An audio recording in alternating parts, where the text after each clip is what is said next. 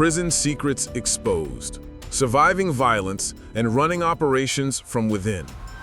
The sound of boots echoed through the narrow hallway of South Mississippi Correctional Institution.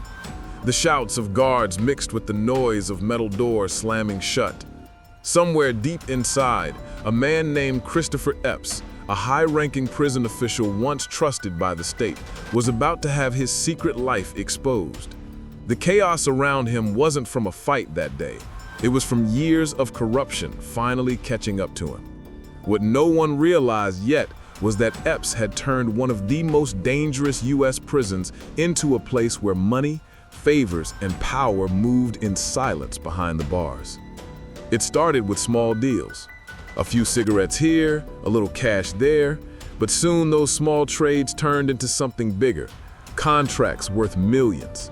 While inmates struggled to survive daily violence inside the prison, Epps and a few close allies were running illegal operations both inside and outside the prison walls. Inmates paid for protection, guards accepted bribes to smuggle phones and drugs, and somewhere along the line, prison walls stopped being barriers. They became business borders. Inside the prison, things were brutal. Inmates faced daily threats from gangs and officers alike. Stabbings happened for the smallest reasons: a dirty look, an unpaid debt, or being in the wrong block at the wrong time. Many prisoners joined gangs for safety, forming tight circles where loyalty meant survival. Those who refused often became targets. For them, staying alive meant staying invisible. Yet even in this violent world, there were men who thrived. One inmate named John Bobo had been serving time for drug trafficking. He was smart, quiet, and dangerous in the way he planned things.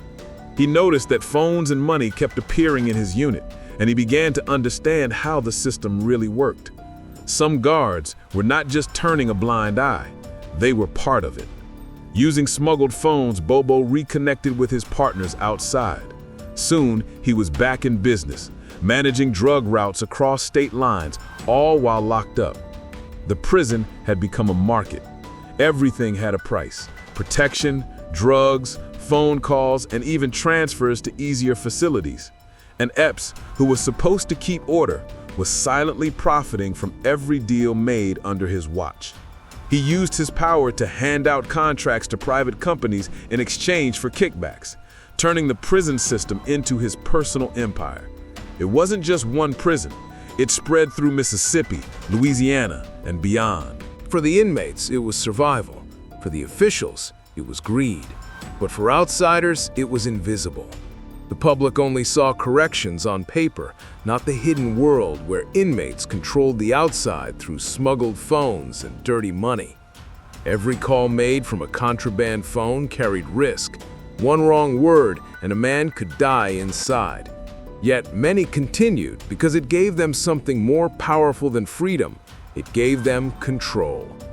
Late one night, a young inmate named Darryl made a call using one of those phones. His voice shook as he spoke. "Tell them it's done," he whispered. That single call connected to a gang member on the outside, setting off a chain reaction that led to a shooting in Jackson the next morning. The police had no idea it was ordered from inside a prison cell, but soon the FBI began to trace the communication lines. The next weeks brought chaos. Officers conducted surprise searches, confiscating phones, cash, and drugs. But for every phone they found, 2 more appeared. It was like fighting smoke. You could see it, smell it, but never catch it. Meanwhile, investigators were closing in on Epps. Bank records, wire transfers, and testimonies began painting a dark picture of his empire. Inmates whispered his name with fear and respect. Even locked away, some said he had more power than the warden himself. He decided who got transferred, who got protection, and who disappeared quietly. For years, no one dared to speak, but then one inmate, who had worked closely with a guard, decided he'd had enough. Beaten nearly to death during a gang dispute, he made a deal with federal agents. He offered to expose the entire network, from corrupt officers to outside contractors, in exchange for protection. What he revealed shocked investigators. The prison wasn't just a place for punishment, It was an organized system of control and profit. Inmates were running outside drug operations, laundering money through family businesses, and even hiring hitmen, all with help from corrupt staff. When news finally broke, the state of Mississippi erupted in outrage. Christopher Epps, the man once praised for reforming prisons, was arrested for bribery, money laundering, and fraud. It was one of the biggest corruption scandals in U.S. prison history. But what the public didn't know was that Epps's arrest barely scratched the surface. Many of the inmates who had been part of a secret network were still inside, still running operations, and still untouchable. And deep inside one of those cells, John Bobo smiled as he dialed another secret call. The outside world thought the network had been destroyed, but behind those concrete walls, the business was just beginning again. John Bobo sat on the edge of his metal bunk, the faint buzz of the hidden cell phone pressed against his ear. The prison was quiet, except for the steady hum of the fluorescent lights above. On the other end of the call, a voice spoke quickly, nervous and low. "They think it's over, but the money's still coming in," the man said. John smirked. "Good. Keep it that way," he replied, then ended the call with a single tap. Even after Christopher Epps had been taken down, the system he built continued to breathe. The networks he created between corrupt officers, outside suppliers, and inmates didn't disappear. They simply shifted hands. And John, clever and cautious, was one of the few men who knew exactly how to keep it alive.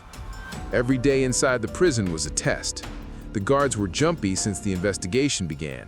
Random searches became normal, and new officers replaced the ones caught taking bribes. But some of the old ways still lingered. A few guards, deep in debt or desperate for extra cash, quietly returned to business. Cigarettes, phones, pills, it all moved through the same hidden tunnels, just with new names attached. John learned how to work quietly. He used other inmates as messengers, hiding instructions inside letters written to family members. The code was simple. Numbers, names, or even Bible verses carried meanings only his crew understood. Each week, a new shipment of drugs arrived on the outside, moved through people he hadn't seen in years. From a cell in Mississippi, John was still controlling business in 3 different states. But the pressure was building. Federal agents hadn't given up after Epps's arrest. They wanted to trace the rest of the network, and John's name had surfaced more than once. One morning, while the prisoners were being counted, 2 agents appeared at the gate. They asked to see John Bobo. The warden looked surprised, but he had no choice. They walked him into a small, windowless room where a single light bulb flickered above. The lead agent, a tall woman with tired eyes, sat across from him. "You've been busy," she said, sliding a folder across the table. Inside were photos of drug busts, bank statements, and phone records. "We know you're still running things," she said. John didn't flinch. "You can't prove that," he whispered. The agent smiled slightly. "Not yet." After the interview, John was sent back to his unit, but the tension had changed. He knew they were getting closer. That night, he gathered his small group of trusted men. "No more phones," he said. "No more calls for a while." He planned to go silent, to disappear in the noise of the prison. But silence in prison doesn't last long. Weeks later, a fight broke out in the yard, a brutal clash between rival gangs. The guards fired warning shots, inmates dropped to the ground, and blood covered the concrete. When the chaos settled, 2 men were dead. Rumors spread fast that the fight wasn't random. It had been a message. Someone on the outside had ordered it, and the orders came from a phone traced back to John's block. The warden lost control of the prison that day. The violence spread through the units, and guards struggled to contain it. Phones were found hidden in laundry carts and air vents. Money transfers appeared in inmate accounts with no clear source. The prison had turned into a battlefield of secrets and revenge. John knew his time was running out. He had survived riots before, but now both the inmates and the law were closing in. That night, he made one last call. "It's time," he told the voice on the other end. "Move everything, clean it up." It was a command that would send ripples across multiple cities by morning. Hours later, the FBI returned with a warrant. They stormed John's cell block, tearing apart mattresses and walls. When they reached his bunk, they found his phone, but it was too late. The device was still warm. The call barely ended. On it, agents discovered text messages and payment confirmations linked to a smuggling ring that stretched from Mississippi to Atlanta. But one message stood out. It was short, sent just minutes before they entered his cell. It read, "He knows." The FBI agents looked at each other. Who was he? Another inmate? A guard? Someone higher? Before they could act, the prison alarms blared again. Down the hall, smoke began to rise. A fire had started inside one of the storage rooms, set intentionally to destroy evidence. As firefighters rushed in, inmates cheered and shouted. In the chaos, someone slipped away unnoticed. When the smoke cleared, John Bobo was gone from his cell. The door hadn't been broken, the lock hadn't been forced. No one knew how he vanished that night or who helped him. But by morning, one thing was clear. The network inside the prison wasn't just surviving, it was evolving. And someone, somewhere, was still pulling the strings. For 2 days, South Mississippi Correctional Institution stayed on full lockdown. Every inmate was counted, every cell searched, and every officer questioned. Yet no one could explain how John Bobo had vanished. His cell door was still locked. The cameras in his block had gone dark just minutes before the fire started. Someone had planned this perfectly. The FBI brought in outside investigators. They suspected help from inside, maybe a guard, maybe even higher. The warden denied everything, but whispers ran through the prison like cold wind. Some inmates claimed they saw John in a laundry cart being wheeled out during the fire. Others swore he'd escaped weeks earlier and replaced himself with another man. No one knew the truth, but everyone felt his presence even after he was gone. Outside the prison, strange things started happening. A stash house in Atlanta was raided, but all the money had been moved hours before the police arrived. A warehouse in Jackson that was linked to prison smuggling suddenly burned down. And in New Orleans, a known gang member received a text from an unknown number that simply said, "Keep it running." The FBI connected the dots. The operations John controlled inside the prison were still moving smoothly outside. He had either escaped or found a way to command from somewhere no one could trace. They followed every lead, phone records, money transfers, even family visits. Finally, one name kept showing up: Officer Raymond Clay, a correctional officer who had worked the night of the fire. When Clay was brought in for questioning, his hands trembled. At first, he denied everything, but after 10 hours of interrogation, he broke down. He confessed that he had helped John fake his disappearance. The plan was simple, but bold. During the fire, Clay unlocked the back gate to the loading area. John hid inside a truck, leaving with burned debris. By the time the fire was out, he was miles away. But the story didn't end there. Clay admitted something even darker. John hadn't escaped to freedom. He had been moved to another prison under a fake name, using false paperwork arranged by corrupt officials who owed him money. "He's still inside," Clay whispered, "just not here." The FBI rushed to verify the claim. After weeks of digging, they found a transfer record to a small private prison in Louisiana. The inmate's name was fake, but the fingerprints matched John Bobo. He had never truly escaped. He had simply moved his empire to another cage. When agents arrived at the Louisiana facility, they found the same pattern: smuggled phones, hidden cash, and secret orders coming from the inside. John was sitting calmly in the rec yard, reading a newspaper. When he saw the agents walking toward him, he smiled faintly, as if he'd been waiting for them all along. "Mr. Bobo," the lead agent said, "you're done running." John looked up and replied softly, "Who said I was running?" The agents searched his cell and found notebooks filled with coded messages. It was clear he had built another network, even stronger than before. Every time one system was destroyed, another began somewhere else. The FBI realized the truth. The corruption inside U.S. prisons wasn't about one man.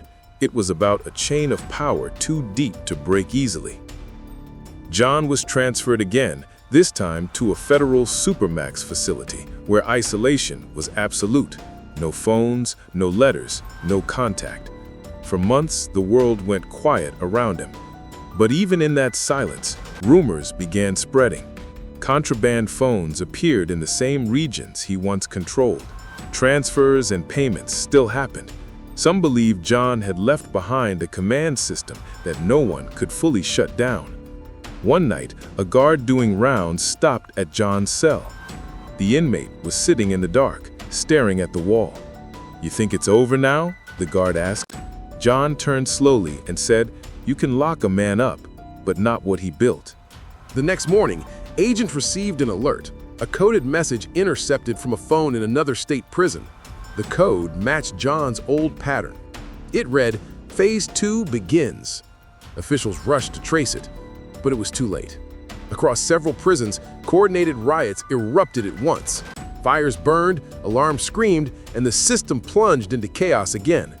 Inside the control room, officers realized what had happened. John's network had gone beyond him. It was self-sustaining now. He didn't need to lead it anymore. As the fires burned and lockdown spread across multiple states, John sat alone in his supermax cell, listening to the distant echo of sirens through the vents. For the first time, he smiled, not out of joy, but out of victory. The empire he built from behind the bars was alive, running stronger than ever, proving that control doesn't always need freedom. Outside, the news broke across the nation. Coordinated prison riots across the South. Officials suspect linked network. The anchor's voice trembled as she read the headline. And in the place meant to hold the most dangerous men in America, one quiet inmate whispered to himself, "It's never over. Not in here."